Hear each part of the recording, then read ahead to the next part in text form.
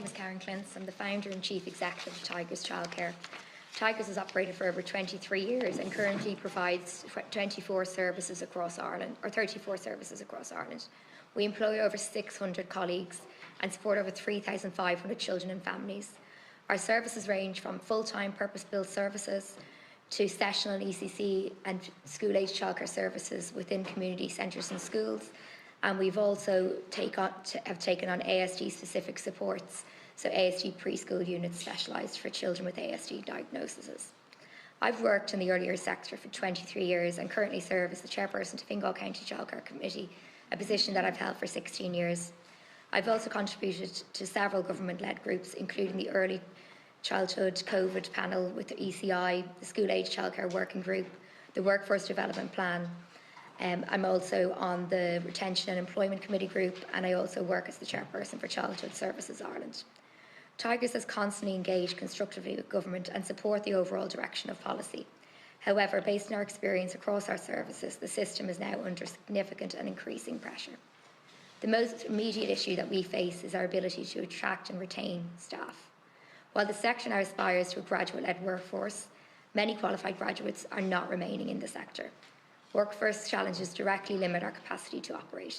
In some cases, we cannot operate rooms safely due to insufficient staffing, and so we have to refuse care to children, with children remaining on waiting lists despite services having physical capacity to accommodate them. Staff now represent our single largest cost of childcare provision. We are managing rising wages, recruitment costs, agency staffing, onboarding and training, all within a fixed funding structure. We are now facing into a 5% wage increase in June just to keep our workforce of 600 employees together without any corresponding increase in government funding. The current core funding model also focuses primarily on ratios within rooms and staffing to operate. It does not adequately account for the broader operational costs, including capital expenditure. While core funding has provided some short-term stability, it no longer reflects the true cost of delivering in a service. It does not consistently account for staff cover, leaves, breaks, non-contact time, fee freezes, future restrict our flexibility, preventing income to keeping pace with the rising costs. Additionally, administrative requirements are significant and divert time and resources away from the direct delivery of childcare on the ground. Ultimately, the current model is no longer sustainable in its current form. As a result, we are now facing with very difficult decisions, including the possibility of withdrawing some of our lower fee services from the core funding scheme, something we do not want to do. While progress has been made, the system has now reached a critical point. It requires a level of investment outlined in your Partnership for Public Good framework. The impact of underfunding is already evident, and without addressing funding constraints, it will not be possible to sustain a stable workforce. And without a stable workforce, we could not deliver quality care on the ground. And without quality care, we are risking failing children at a critical stage in their development. So in this context, we respectfully ask the committee to examine workforce pressures as a priority within the work programme. Number 2, to seek clarity from the department on the immediate action plans to attract and retain staff. Number 3, to assess whether core funding accurately reflects the real cost of service delivery. And number 4, to petition the Minister to consider the need for a fee adjustment for services operating below the county average rates ahead of September. Can you give us an idea of what the difference is between the staffing cost versus core funding? So the staffing cost at the moment, our income that we receive through core funding would be about 20% of our income. And then our staffing cost is about 65% to 70% of the cost of the business. And the staffing does just do that. It just covers the actual core element within the classroom space. We can't operate like that. So, within a baby room, the regulation doesn't meet actually that regulation. So, regulations within a baby room, every time a nappy's changed, every time a child is put to sleep, you have to have an extra person in that room to cover ratio. And it's not good practice to bring 4 babies out for a nappy change at the same time, because that's a core time of independent one-on-one with that child. The core funding doesn't look at that. It doesn't look at that everyone needs to get a break, everyone needs to take a holiday.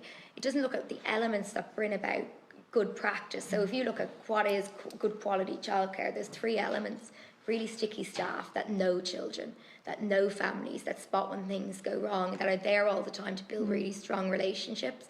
The buildings, that's the other teacher of it, making sure that where children go to learn every day is really, really well looked after, well maintained, has everything children need to learn from. And the third one is family supports and wraparound services when things do go wrong. Margaret, we might come back to that in a second. Employers and yourself are very good employers and pay above the rates and all of those things. I think in a sector where it is in the majority females that are working in it, that hourly rate isn't the only concern. A lot of the times it's location, close to home, works around the family basically. So I suppose I just wanted to ask you a bit more in terms of companies like yourself that are private, what type of retention policies have you in place? What should other services like yours be doing? And what are the main government ones that we should be putting in place that you feel aren't there at the moment?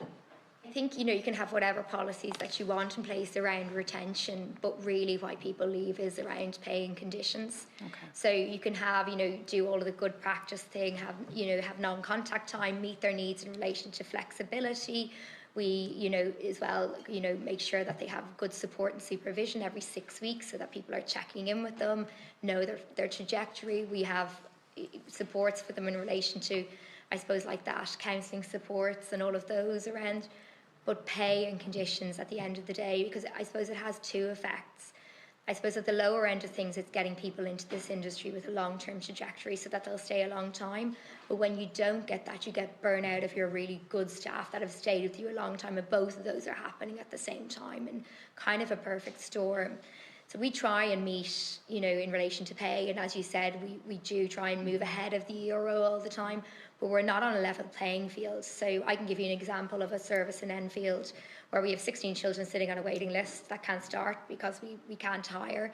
And we've had, in the last 6 months, 40 closures within that service of rooms because we just can't hire. Part of the reason we can't hire is because all services around us are charging €400 or €500 extra per month in their fees, and they can pay their staff more than I can do in a sustainable way. So we're not all sitting on a level playing field, and that's a big issue, that people have all gone in on different fees. Tigers isn't one that has high fees, but we're competing with people that have high fees, and it's really disheartening when you do all of the right things with your colleagues to make sure that they have a really good workplace to come to every day, but you cannot compete in paying conditions with them, even though you want to. And I suppose government has continually been told the one thing that they can work on is paying conditions within the sector. Our most valuable resource that we have, and for the outcomes of children, is those people in the classroom every day, and we scrimp and save on that. We shouldn't be scrimping and saving on those people. They should be leaving college as graduates, and they should know what their trajectory is for the next 20 years. At the moment, we're relying on a JLC, and every year, and the JLC, October was when they decided, so they go into their new year and they don't even know what pay is going to look like for the next 12 months, let alone for the next 20 years. If we want a graduate workforce, because we see that actually that leads to best outcomes for children, we should pay them as they would be paid in any other industry or sector, and our colleagues can see that. And so a lot of our retention isn't to other services, it's actually just people leaving the sector altogether. Is the way that the department needs to help in that when you do have short notice sick leave to not affect parents like it's those almost impossible unless they get behind working conditions and they do move to better pay. Like because of Enfield, we have two particular services that stand out. We've one in Cork as well, really badly affected just because of location and because of other services around. That's why we're making a 5% pay increase, because we have to. But we're making that, where you can imagine the amount of work that goes in behind that to make sure it's sustainable, because we can't make leaps like that without being able to maintain 600 people on a workforce all taking that leap. We're making that because it's the right thing to do, but we shouldn't have to continually be the ones that are leading at the front. We should have a government that supports this type of trajectory and sees where the main problem is. Every report that's come out in the last 5 years have said if government want to make one difference to quality within this sector and to outcomes for children, paying conditions for colleagues. And yet every time we just don't make the leap that needs to be made in relation to that. Working on JLCs and looking at 4-year plans, it's great to see a government for the first time that is looking at longer term plans for this sector, but we're in a crisis where we need actually really quick things to happen, as well as 4-year plans, not just the 4-year plan down the road. The sector won't be here if we continue to rely on those type of things. Thank you. And Karen, what changes or reforms would you like to see made to the core funding scheme? Actual change we'd like to see is core funding should match the workforce development plan. So we have a workforce development plan in place for what the sector should look like in regards to roles by 2028. However, the funding that comes from core funding doesn't match that. So pedagogical leadership, family liaison officers, out of ratio staff, none of them are funded in core funding. They all sit in the workforce development plan. So we're trying to do best practice. We're trying to move towards doing everything that's in that workforce development plan, but we don't have funding to do it. So that's probably the first fundamental thing that can change. I think having that, knowing what core funding is in advance, as one of our other representatives here today has said, at the moment we are only funded for the people that actually, you know, are in ratio, but we need all these auxiliary staff. So why can't the apprenticeship model, even for the first year until they get their level 5, be in the auxiliary roles within the service with safety measures around in relation particularly to child protection? My idea of a state-led model would be that it would be community-based, and I just think we have to be really careful that there's not a transfer of funds like that and that's why I think I'd like to ask Sonis and Karen yourself as well. Like we've seen in other sectors, particularly housing, where there has been a direct transfer of state money into private providers, which has made, you know, which has caused mayhem, and we can see I suppose the consequences of that now. I'd love to see maybe Teresa or Mary, or how could there is an ensure that when commercial providers are part of the state-led provision, how can we ensure that there is a connectivity with community, referrals to community groups, linking in with community groups, within with schools, within with wraparound programs such as yourselves, family support programs, and I just think that's a really important part of that. It's not just a direct transition from parents paying for their own, childcare fees, that the state instead is providing it. So thanks. And then I know, Karen, that you've been in the childcare committee, so I know this is, It's about where the money is going to, isn't it, really, from the state? So I think, and I think that's caused a lot of the issues actually between government and sector. We have to acknowledge that, a lot of the provision in Ireland is provided by private providers, ones who have, really committed their lives to this, and a sector that isn't a high profit margin sector, and that's acknowledged in all of the reports. But it's about where you put the money. So there's this distrust between both because of, funding coming into the sector, and where is that funding going to? And that's why I think funding going directly to staff paying conditions is the best place, because then we know where it goes to. I just become an administrator of that money and administer it directly onto the people who work within the sector. And then you take all of this guessing game about we're giving all this money to the sector, but where does it go? You kind of take that out of it.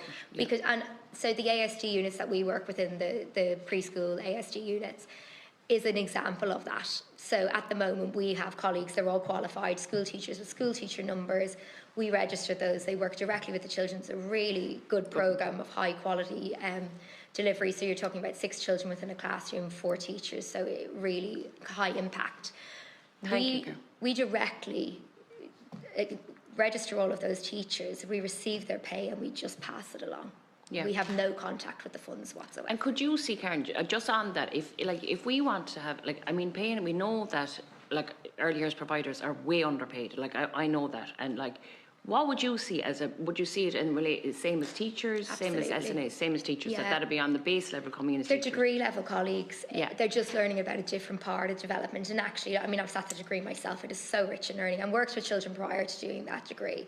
But the learning that I learned in that degree is second to none, being able to put what you do on the ground with your passion into actually the understanding and learning behind why you're doing it, and you just become really rich in your learning. No, thank you. And that would take in then, I suppose, my concerns, that it's the wages are paying directly to staff at a wage that state funding is providing. Thank you. And thanks. You consult in a lot of greenfield sites, a lot of developers. The IDA is one of them. And there's no point, unless you're in a very rural community, to put in a 2 classroom space. A service needs to have at least 4 classrooms, really, to be able to operate and make it viable. And Claire, I probably do see it as a kind of 2 tiers. Our graduates have to be treated in one light with a proper trajectory, like a school teacher. And then our people who are qualifying through apprenticeship level 5 and level 6 need to be incentivised in wages to get there.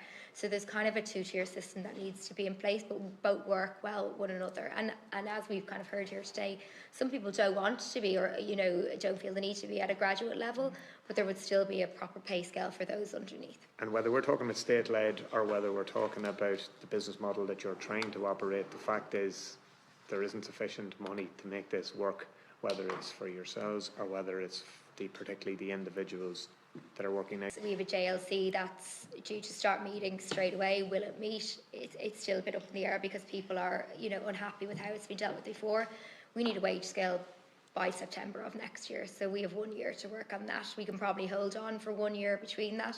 And we need an interim measures in relation to that 1 year. We need an apprenticeship model starting for next year as well. Why are we not on the critical skills list to be able to have colleagues from outside of EU states? We have incredible colleagues, particularly in Brazil, who has an incredible early years degree programme. We're inundated, I'm sure you all are, with colleagues applying for those roles, and we can't hire them. And we're in a critical crisis, but we're not on a critical skills list. We're actually on the ineligible list. Right, So, that's one that could be helped straight away. That expansion to AIM, obviously it needs to go to pre-ECHI, but is there any other expansions? I know that it did expand this year in terms of past ECHI hours and you could have it for the day, but is there other expansions needed or just into younger? Those descriptions of colleague roles, funding needs to match the workforce development plan. So family liaison offers the pedagogical leadership. That's all part of being able to run a quality service. We have to hire those people without funding because otherwise we wouldn't be delivering quality, but they need to be acknowledged. There's a reason they're in the plan.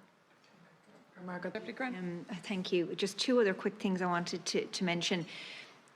If all of the money, and it's significant, that is going into core funding, now bear with me on this, core funding was scrapped, we'll say, and you used all of that money and whatever was additional, and I'm not sure what the gap would be, to solely just pay the wages, would that be manageable for providers in terms of the state takes on the entire wage and you do the rest? That's my first question. And then my second question is just, when it comes to the NCS and the level of income with that dependent on attendance, and attendance can be difficult and that's been referenced already. But of course you want to have attendance because you're in a spot that there's a waiting list for or the children could take. How do you get around that? And I know it's flexibility, but could anyone kind of say what that flexibility would look like?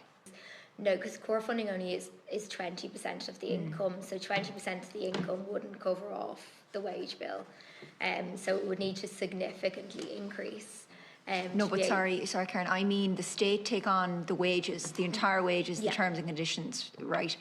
And then you basically don't have your core funding. But can providers manage the rest if all of the income as regards wages and terms and conditions are covered entirely? So we modelled this out. I can only model it obviously on our provision. So we modelled out that predicament that they would take on, I suppose, a year one of a wage scale, because obviously that scale will move over time. So year one of a scale, which government would completely take over, and fees would drop to €400 for parents. And that looked like the balance between the two. So you'd either have, it would actually be 200, so 200 from the state, say if the state were paying the 200 that they plan, and there'd be a top up of 200, so the gap would be about €400. And that would be manageable. Okay. Margaret, Deputy Marco. Probably reiterating those issues, but I suppose we look at the two biggest problems within the sector, affordability and accessibility. Affordability, if we made childcare €200 in the morning, as all parties want, people wouldn't be able to access it. And why would they not be able to access it? They wouldn't be able to access it because there's not enough places, and there's not enough places because there's not enough colleagues. So colleagues are at the heart of the issues in this sector. Making sure that we run towards a proper pay scale over the next 12 months is the biggest ask here, and that we have short-term solutions in between. And I suppose when we're looking at the amount of funding that needs to be brought into this sector to do it, we're continually hearing sound bites in relation to the extraordinary investment within the sector, without actually talking about the fact that the real investment in the sector has only been in core funding. The affordable childcare scheme, although incredibly welcome because it allows all children access childcare, it's not new investment, it's just a difference in who the payer is. We were receiving this money from parents previously, we're now receiving it from the state, so it's not new money into the sector. The only new money in the sector is in core funding. In order to get the sector where it needs to be, that needs to absolutely grow exponentially to get us to where we want to be. And we've the bones of a sector that can be stand out good, that Ireland could stand out worldwide in relation to what we do here, but we need to put money where it needs to go into to be able to get it to where it needs to be, and quickly.